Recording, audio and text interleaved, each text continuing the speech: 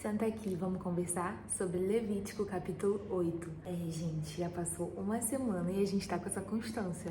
Graças a Deus, somente é Ele mesmo. Porque todos os dias eu penso que eu não vou ser capaz de fazer de novo. É muito difícil pra mim ter essa constância, sabe? Com qualquer coisa na minha vida. Só que é pra Deus isso, então é completamente diferente. E eu sozinha não conseguiria, eu hoje de manhã não conseguiria. O Senhor, Ele me fortalece e eu só consigo através da força que vem dEle. Então vamos começar orando e pedindo para que Ele nos direcione, para que Ele nos dê entendimento da palavra dEle e para que Ele esteja aqui conosco. Pai querido, Pai amado, Senhor Jesus, Espírito Santo, meu Deus, Senhor, eu quero te pedir, Pai, para poder entrarmos na Tua santa presença, Pai.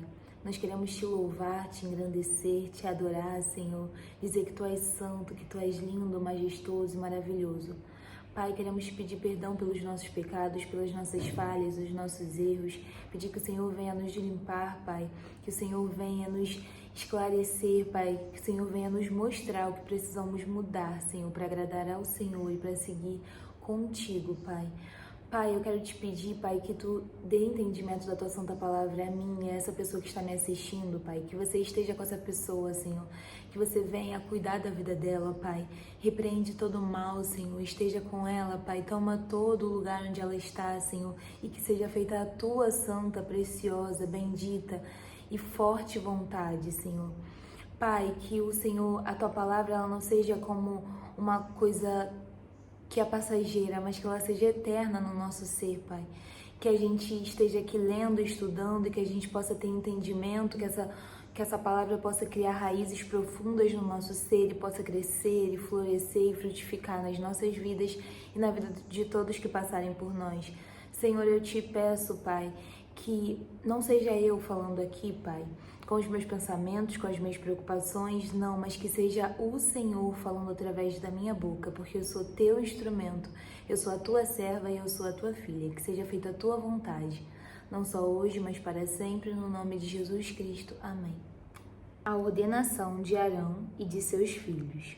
O Senhor disse a Moisés: traga Arão e seus filhos, suas vestes, o óleo da unção, o novilho para oferta pelo pecado e 2 carneiros, e o cesto de pães sem fermento, e reúna toda a comunidade à entrada da tenda do encontro. Moisés fez como o Senhor lhe tinha ordenado, e a comunidade reuniu-se à entrada da tenda do encontro.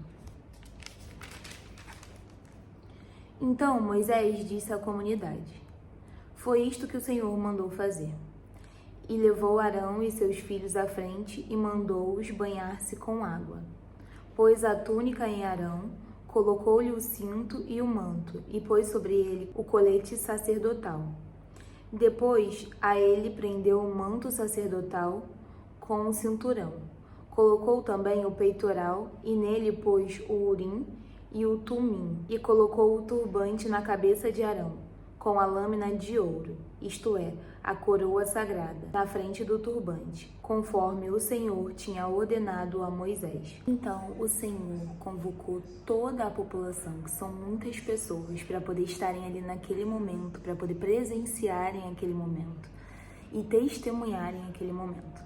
E ali o Senhor mandou que eles se limpassem, Arão e seus filhos, e o Senhor vestiu eles com roupas reais, com roupas santas, com roupas sagradas. Eu vi um pastor fazendo uma comparação desse versículo, desse capítulo, com o que acontece no Novo Testamento, né? Que é quando a gente é limpo pelo sangue de Jesus, porque o sangue de Jesus, eu já expliquei para vocês que Jesus, ele foi o cordeiro que nos trouxe a paz e a vida.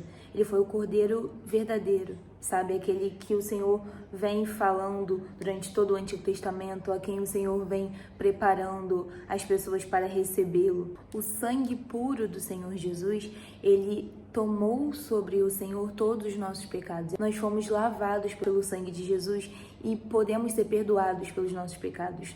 Nós tivemos a salvação através do sangue de Jesus. Então aqui, quando diz que eles vão se lavar, nesse momento aqui eles são perdoados pelos pecados deles. E aí depois eles vão vestir vestes novas. Ou seja, eles vão vestir vestes santíssimas. É quando a gente é perdoado pelo nosso pecado e a gente decide vestir roupas novas para estar na presença de Deus, ter atitudes diferentes. Tudo que a gente vem conversando, sabe? Se posicionar, a gente escolhe se santificar a cada dia. E depois eles são ungidos com óleo, que é o quê? A presença do Espírito Santo. O óleo, a unção, o azeite é o Espírito Santo. Então é uma vida verdadeira com Cristo. Além deles servirem a Deus, eles são honrados pelo Senhor. Como diz aqui, colocou o turbante na cabeça de Arão com lâmina de ouro, isto é, a coroa sagrada, na frente do turbante, conforme o Senhor tinha ordenado a Moisés. Estão todos ali reunidos, daquela cidade, daquela comunidade, estão todos ali reunidos, e eles foram honrados pelo Senhor. O Senhor, ele é grandioso. Depois Moisés pegou o óleo da unção e ungiu o tabernáculo e tudo o que nele havia, e assim consagrou. Porque para poder você ser consagrado, você tem que ser limpo pelo sangue de Jesus e você precisa ser ungido pelo Espírito Santo. Aspergiu 7 vezes o óleo sobre o altar, ungindo o altar e todos os seus utensílios, e a bacia com o seu suporte, para consagrá-los. Derramou o óleo da unção sobre a cabeça de Arão, para ungí-lo e consagrá-lo. Trouxe então os filhos de Arão à frente, vestiu-os com suas túnicas e cintos e colocou-lhes gorros, conforme o Senhor lhe havia ordenado. É lindo ver como Moisés era um homem temente a Deus. Ele faz as coisas de acordo com a vontade de Deus, como o Senhor lhe ordena. Não é como o Senhor lhe pediu, é como o Senhor lhe ordenou, e ele obedece com temor, num lugar de servidão. Ele está ali colocando essa coroa sagrada na cabeça do irmão dele. Isso mostra muito pra gente, porque às vezes a nossa carnalidade sente inveja do irmão, sente inveja da unção do irmão. Nas igrejas, muitas vezes, na vida, a gente quer sempre ficar sendo melhor do que o outro, e aqui ensina pra gente que se o Senhor ordenou que seja o outro que tem que tá passando por aquela situação, por aquele momento, eu não tô falando que que o Arão foi maior que Moisés, não é isso que eu tô falando não, mas tô falando sobre esse momento exclusivamente. Ele tá obedecendo o Senhor e honrando aquele irmão dele, que o Senhor tá abençoando. E ele tá sendo abençoado também, óbvio. Em seguida, trouxe o novilho para a oferta pelo pecado. E Arão e seus filhos puseram as mãos sobre a cabeça do novilho. Moisés sacrificou o novilho e com o dedo pôs um pouco de sangue em todas as pontas do altar para purificá-lo. Derramou o restante do sangue na base do altar e assim o consagrou para fazer propiciação por ele. Moisés pegou também toda a gordura que cobre as vísceras, o lóbulo do fígado e os 2 rins, com a gordura que os cobre, e os queimou no altar. Mas o novilho com o seu couro, a sua carne e o seu excremento ele queimou fora do acampamento, conforme o Senhor lhe havia ordenado. Mandou trazer então o carneiro para o holocausto. E Arão e seus filhos puseram as mãos sobre a cabeça do carneiro. A seguir, Moisés sacrificou o carneiro e derramou o sangue nos lados do altar. Depois cortou o carneiro em pedaços, queimou a cabeça, os pedaços e a gordura, lavou as vísceras e as pernas e queimou o carneiro inteiro sobre o altar, como holocausto, oferta de aroma agradável ao Senhor, preparada no fogo conforme o Senhor lhe havia ordenado. Uma amiga minha me falou que quando ela leu pela primeira vez Levítico, ela leu e ela ficou se sentindo mal, assim, com pena dos bichos e não entendendo por que a morte daqueles bichos subia como aroma agradável ao Senhor. Mas ela, com a gente conversando aqui, ela já entendeu o que quer dizer. E é exatamente isso, assim como a morte de Jesus. Quando a gente fala sobre a morte de Jesus, a gente sente gratidão, a gente sente constrangimento, a gente sente amor, a gente sente muitas coisas. Por quê? Porque o Senhor, quando Ele se entregou por nós, Ele nos livrou, Ele nos salvou. A morte de Jesus, ela é a salvação, ela é a vida. Se não fosse por Jesus, nós não teríamos vida, nós teríamos morte. Se não fosse por Jesus, a gente não teria felicidade, não teria paz, a gente não teria vida eterna. E a gente não teria a coisa mais importante, que é a presença dEle, a presença do Espírito Santo. Então Jesus é o nosso herói, Jesus é o nosso melhor amigo. E aqui, nesse caso, a morte do carneiro era para poder limpar das impurezas dos pecados das pessoas. Então, assim que o carneiro morria, ele estava ali com ele, também estava sendo pago o pecado daquela pessoa. Ali os pecados daquela pessoa estavam morrendo. Então, por isso subia como um aroma agradável ao Senhor, porque aquela pessoa estava sendo purificada. A seguir, mandou trazer o outro carneiro, o carneiro para oferta de ordenação. E Arão e seus filhos colocaram a mão sobre a cabeça do carneiro. Moisés sacrificou o carneiro e pôs um pouco do sangue na ponta da orelha direita de Arão, no polegar da sua mão direita e no polegar do seu pé direito. Moisés também mandou que os filhos de Arão se aproximassem e sobre cada um pôs um pouco de sangue na ponta da orelha direita, no polegar da mão direita e no polegar do pé direito, e derramou o restante do sangue nos lados do altar. Apanhou a gordura, a cauda gorda, toda a gordura que cobre as vísceras, o lóbulo do fígado e os 2 rins e a gordura que os cobre e a coxa direita. Então, do cesto de pães sem fermento que estava perante o Senhor, apanhou um pão comum, outro feito com óleo e um pão fino, e os colocou sobre as porções de gordura e sobre a coxa direita. Pôs tudo nas mãos de Arão e de seus filhos e moveu esses alimentos perante o Senhor, como gesto ritual de apresentação. Depois Moisés os pegou de volta das mãos deles e queimou tudo no altar, em cima do holocausto, como uma oferta de ordenação, preparada no fogo de aroma agradável ao Senhor. Então o que aconteceu? Eles foram limpos pelo sangue. Logo depois, eles foram santificados através de vestes novas, através de comportamento, através de posicionamento. Depois, eles foram ungidos pelo Espírito Santo. A oferta pelo pecado foi feita. Depois foi feito o holocausto, que é a constância, que é o fogo não apagar, que é aquela manutenção da tua intimidade, da tua relação com Cristo, que é você estar ali se dedicando, que é você não permitir, que é se você se sentir fraca na fé, você não aceitar isso, você ajoelhar e conversar com Deus e chorar e orar e louvar a Deus e colocar uma ministração e adorar o Senhor na sua casa, na sua igreja, que é muito importante, que é você queimar pelo seu Deus, que é você estar ali e você não permitir que o fogo se apague. E agora está tendo a oferta de ordenação. Moisés pegou também o peito, que era a sua própria porção do carneiro da ordenação, e o moveu perante o Senhor, como gesto ritual de apresentação, como o Senhor lhe havia ordenado.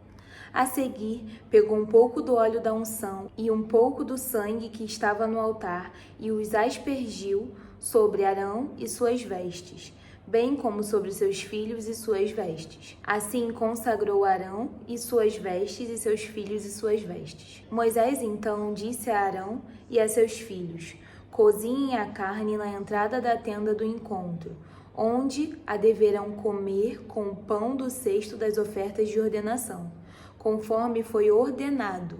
Arão e seus filhos deverão comê-la. Depois queimem o resto da carne e do pão.